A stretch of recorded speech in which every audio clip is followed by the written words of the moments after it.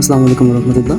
আজকে আমি শেয়ার করব ছাগলের বাচ্চা হলে মা ছাগল এবং বাচ্চা ছাগলের কী কী যত্ন নিতে হয় এবং কী কী করতে হয় এবং কী কী খাবার দিতে হয়। শুরুতেই যখন ছাগলের বাচ্চা হবে আমরা বাচ্চা ছাগলের জন্য একটি ন্যাপথলিন নিব।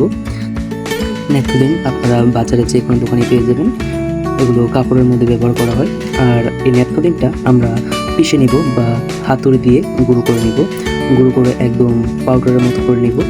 তারপরে আমরা একটি পাত্র নিব, পাত্র নিয়ে সেই পাত্রের মধ্যে এই গুঁড়োটা ঢালবো এবং এটাকে মলমের আবরণ দিতে বা মলমের মতো বানাতে যতটুকু পরিমাণ তেল দরকার, বিশেষ করে নারিকেল তেলটা ইউজ করবেন, সরিষার তেলটা স্কিপ করবেন। ওটা দিলে বাচ্চার নাভিতে জ্বালা পোড়া হতে পারে, তাই আমরা সরিষার তেলটাকে স্কিপ করব। এখন আমরা এটাকে মলমের মতো বানিয়ে নেব। মলমের মতো বানিয়ে নেওয়ার পর আমরা ছাগলের বাচ্চার কাঁচা নাভিতে এবং মা ছাগলের জনিতে লাগিয়ে দেবো, যাতে করে মাছি না বসে।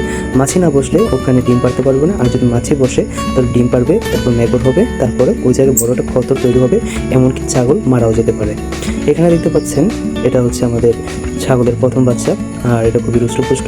এই যে এখানে নাভিটা দেখতে পাচ্ছেন, আমরা যখন এটা ছোটো ছিল তখন কাঁচা নাভিতে আমরা ওই মিশ্রণটা লাগিয়ে দিয়েছি। এখন নাভিও শুকিয়ে গেছে, এখানে কোনো ঘাও হয়নি।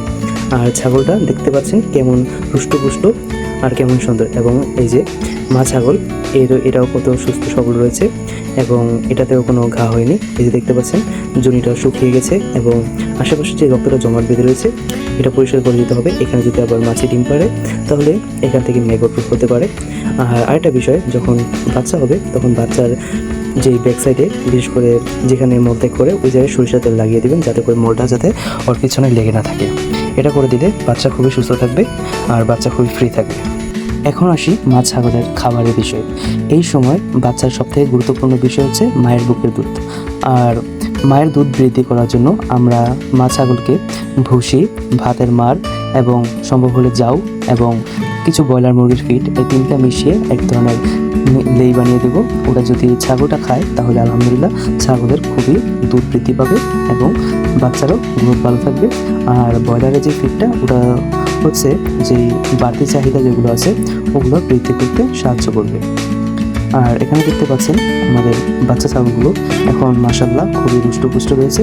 আর এরা যখন একটু বড় হয়ে যাবে এদেরকে তখন ভুসি এবং ব্রয়লার মুরগির ফিডটা খাওয়াতে হবে, যাতে করে এগুলো খাওয়ালে ওদের দুধের পাশাপাশি যে বাড়তি চাহিদাগুলো রয়েছে ওগুলো পূরণ হয়ে যাবে।